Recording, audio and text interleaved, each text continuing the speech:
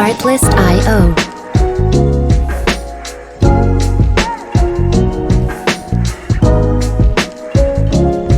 Well, hello, hello, hello.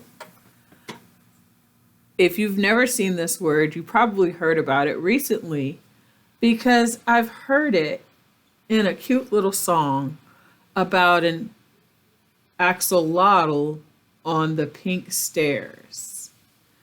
And this little creature, oh my gosh, is so cute. And I want to teach you how to draw it today. Well, first, there's a few things you should know. This guy is an extremely rare species found only in a special lake in Mexico. And it is an endangered species. And it is only found there unless people have grabbed it up to keep it as a pet. So what I've grabbed is a few colors that I thought would look great with it. Red, violet, and carnation pink, and violet red. I'm going to start drawing with violet red so you can see good on camera. This is an amphibian. So I'm going to start with its head. Its head is really big, and its body is long, like a really long tadpole. It looks like a salamander, so I'm going to make it come way down, almost like a raindrop shape, and come up to the body like this. It looks almost like a tadpole. So I added a big circle for the head. And then I started here on the side, and I make the body really long, go to a point, just like that. His eyes are really wide, set far apart. I think that's what makes it so cute, and it has a really wide, long mouth like that. And it does look like it's smiling a lot, and then sometimes you'll see it with its mouth open. So I think I'm going to make this have mouth open. And then it has gills. Well, you know it's an amphibian, and so it spends part of its life in the water. So here's one gill. They look like feathers. I'll go back in a minute and show you how I make it look like feathers. I'm going to make one a little shorter right here on this side, another shorter one here, and a really short one down here, a really short one down here. And so I just used a slightly curved line, curving upward. And now I'm going to make the shape of these feathers almost like the shape of the body, just by coming back down really close and then getting wider as it gets closer to the head. So it's really close right here, and then I come down and make it wider when it comes to the head, and I do that again. And I'll do that again on this side. So it's really narrow at the end, and then it gets wider as it comes to the body. Touches the head, rather. Touches the head, which is a part of the body. Okay. These are the darker color, and so it has these really feathery looking parts on it, so it looks really fuzzy. So I'm just going to press down and lift my crayon to give that fuzzy effect all the way around.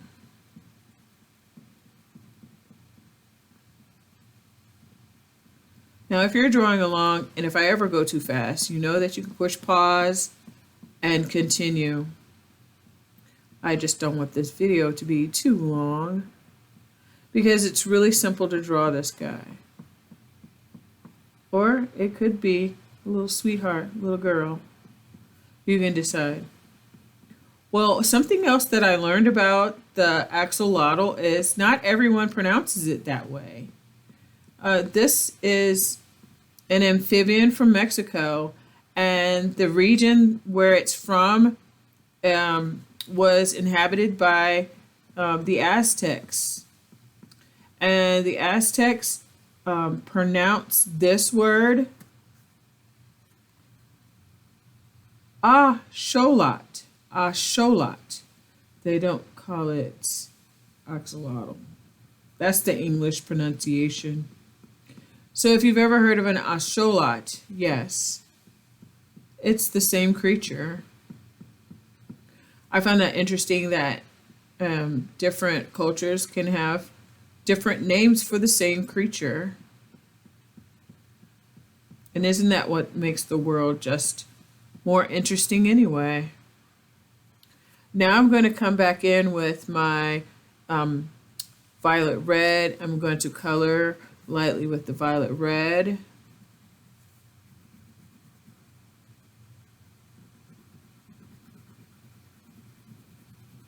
Adorable already. Yes. I grabbed a few other colors. I did get some black. I'm going to use that inside here for the eye. So I make a smaller circle inside here and color it. And I always like to leave a little shine. So I'm going to do another one. So the little song says there's an axolotl on the pink stairs. And then there's a penguin. It's a funny story. It really is funny. I'm going to add a little emphasis there under the chin. And everything will get colored in with the light pink. Wait, let me pause and finish drawing its body. Back to the violet red. 4 legs. So I'm going to make one leg bend this way, then this way, and then one bend this way and this way.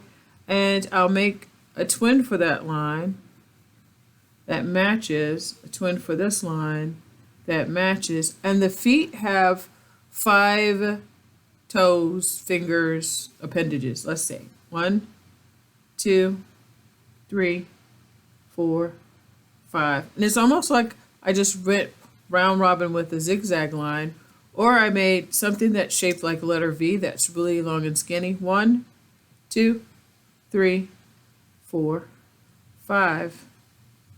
For the feet on the other side, I'm just going to make them sticking out straight. Yes. From the back side. And 5, 1, 2, 3, 4, 5. And 1, 2, 3, 4, 5. Now I'm going to make this arm a little darker with this violet red to disguise the fact that I drew over that line.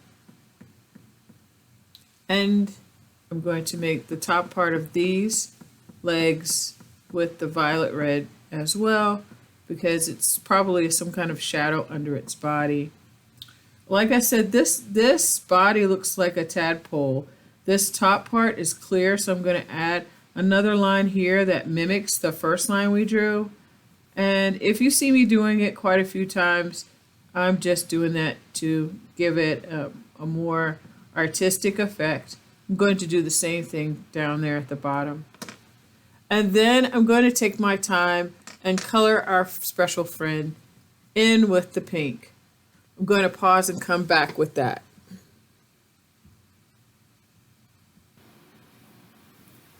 So as I finish coloring this, I do want to emphasize the fact that this is an amphibian. Amphibians are like frogs, salamanders, newts, who can survive on land and in water. Then I wonder, how much time does this axolotl spend underwater?